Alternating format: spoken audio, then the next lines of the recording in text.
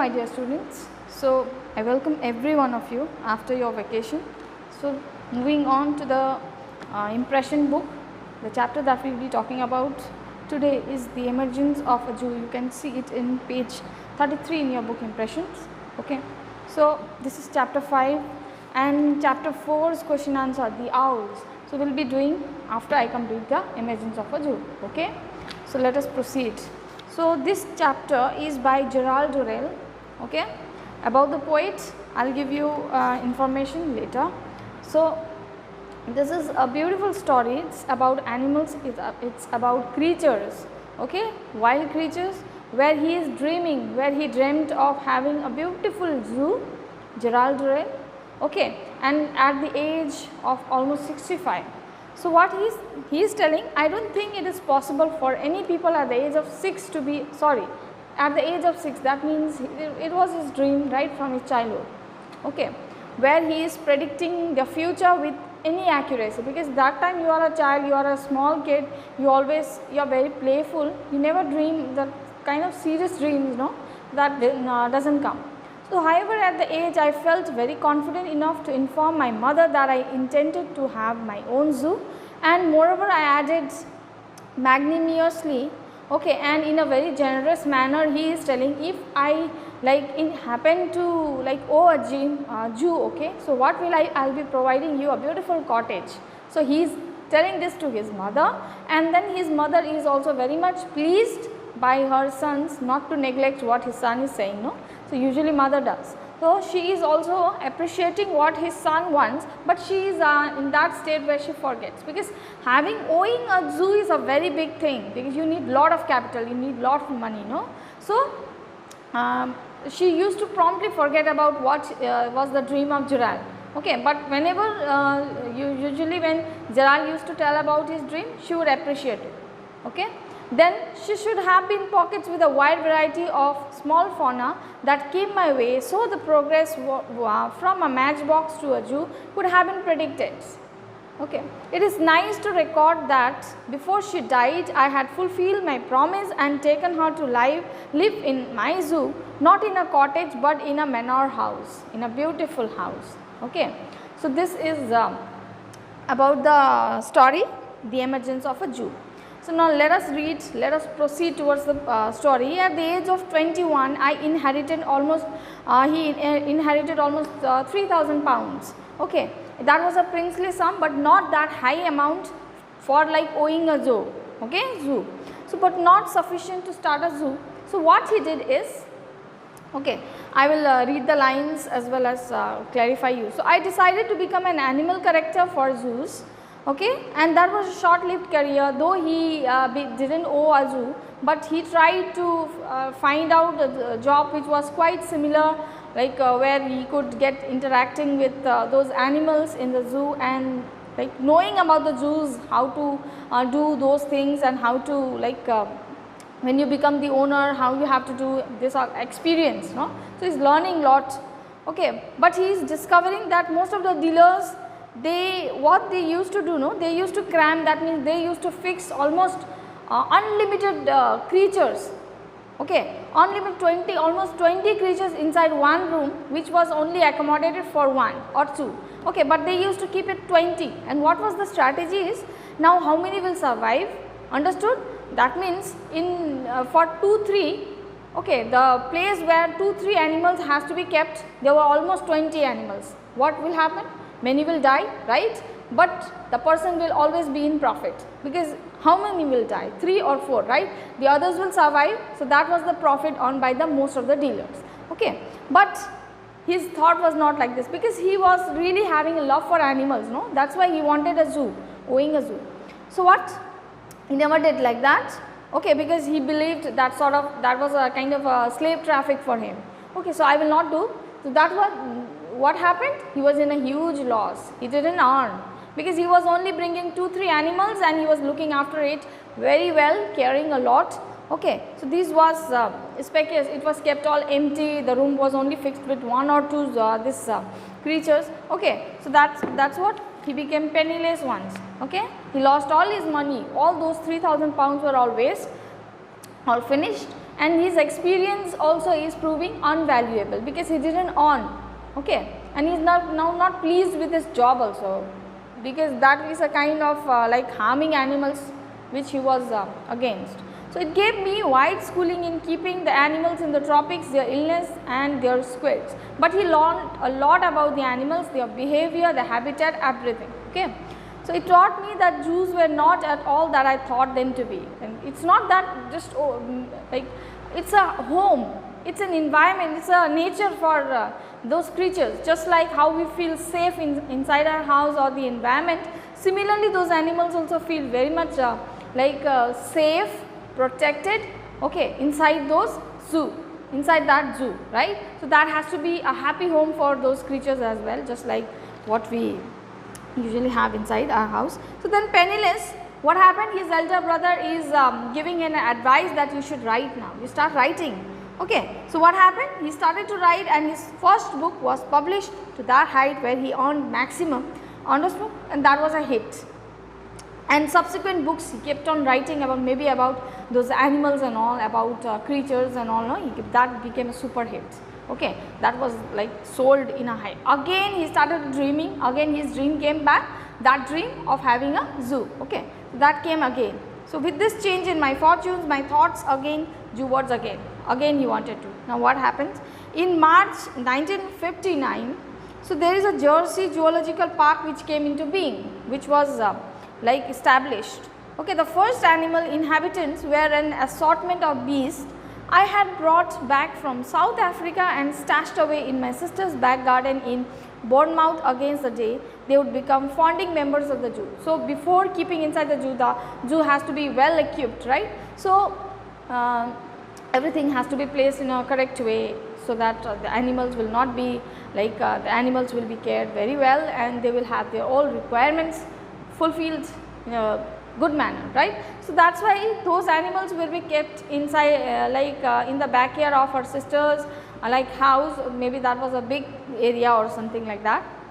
So, that was kept, and what happened, we transformed the things people discarded as being of no further use into then against the day that would become founding members of the zoo. They were shipped to Jersey, that means that zoological they were brought back, and my sister's neighbor heaped a collective sigh of relief, definitely, because you are keeping such wild animals in the backyard of somebody's house, then it is a sigh of relief, no, when they are taken off, because that's they can even harm, right. So, they were all happy, yes, this is finally taken from, okay. So, of course, for several months before the animals arrived, Les Augres Manor was a scene of frenzied activity, yes. Before the animals were kept inside the zoo, no, there was a lot of hustle and bustle, everybody were happy, there were a lot of excitement happens, no, when we see something or when we bring something very huge or very interesting inside our house or environment, we become very much active, we are like start to dream a lot, and this kept in this manner, this has to be kept in this thing. So, we will try to keep it everything in a well like everything should be very much super, no, that thinking comes. So, usually everybody, okay, the carpenters, the masons rushed from laying cement and making cages out of everything they could have their hands on. Everybody were excited for like establishing a zoo, okay, furnishing a zoo.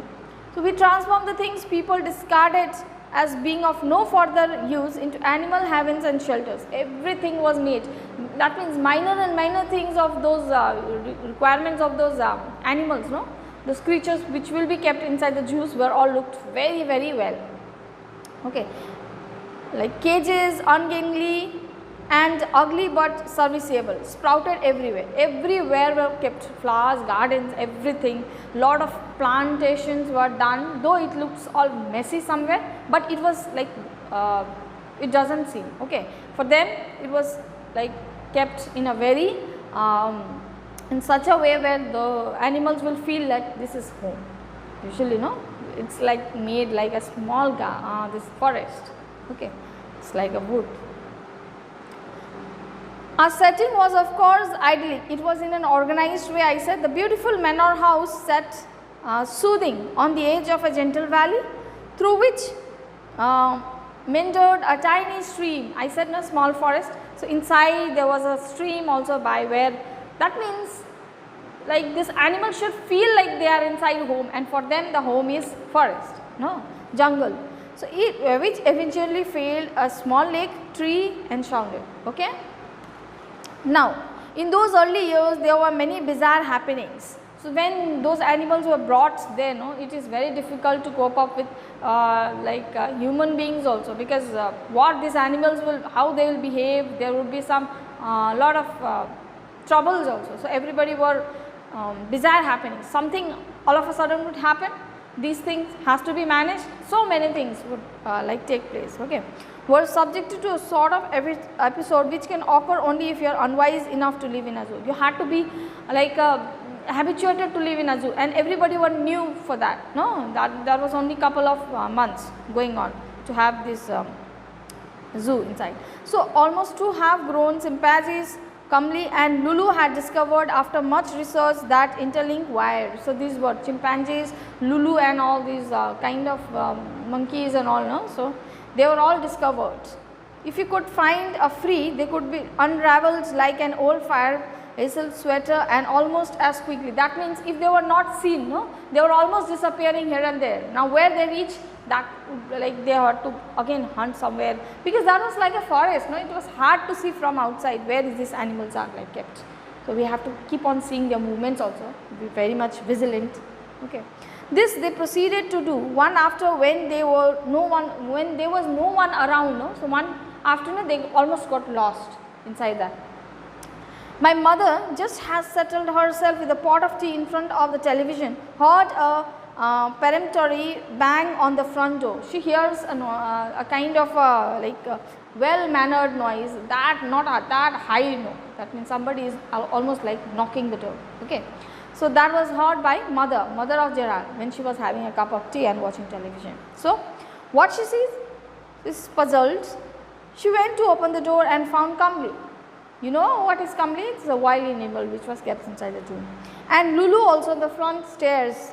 Now, it was obvious from their demeanor that they had come to call, and that was a behavior, but that behavior, it seemed like they are like calm, they will not harm. Okay, that was seen. Were delighted to find her at home and were in no doubt that she would greet them with the same enthusiasm with which they were greeting her. See, you can see in the picture itself, you will not see both harming each other, they are very friendly. So she is also welcoming and they are also greeting. Okay, there is nothing dangerous seen in this picture also, and as well as with the lines. My mother measured 4 feet 8 inches high, and the chimps came up to her waist. They were huge, they would harm them. Okay, her, but they were not doing. Not one lost her head in a crisis, nothing daunted. She invited the apes in as she would honor guests, sat them down on a sofa and opened a large box of chocolates and a tin of biscuits. This is how Gerald's mother would welcome this kind of animals. See, chimpanzees should welcome him with chocolates and biscuits. Who does? No one, right? So, but she is doing. Okay. Then while the chimps were raucously feeding on this manner from heaven. So see, even if they are tamed, but they are wild. Okay, so they cannot be. They are making lot of noises and they are eating that. Okay, so they are doing that kind of activities. But mother is doing what she is doing. She is very much. She knows to handle the situation very well. She is going downstairs and she makes a call. So she is trying to say that some absentees from the zoo has come in my house, please take them away. Okay. So the fact that the apes could have seriously injured her did not occur to her. See, she is so much patient, she is so much calm. Okay. She is not even worried about this would harm her. Okay. Instead she is like behaving so well with them. And when I remonstrated with her for letting them into the flat, she was puzzled. And when he comes and he is saying, why are you protesting? This is not correct. They are wild. You should not behave them as if they are like humans. Oh, calling them inside the house, I think this is the biggest blunder you are doing. They can be dangerous sometimes, so stop this habit. Okay, saying to mother. But dear, she says plaintively, they come to tea, and she added thoughtfully, I think they are better mannered than you have some people out here in the zoo. See how she's this kind of answer she is saying that they are, I don't think they are dangerous, they are fine, okay, they are like they are not causing any harm to me, so it is okay. So she is saying that means she also has a love for animals. That same of kind of love is being shown by the chimpanzees also to her. They are not harming her till what we have learned, right. So we will stop here, okay. We will proceed what is happening in the next class, that is tomorrow, and we will complete, we will do the question answer affair. Okay children, thank you so much.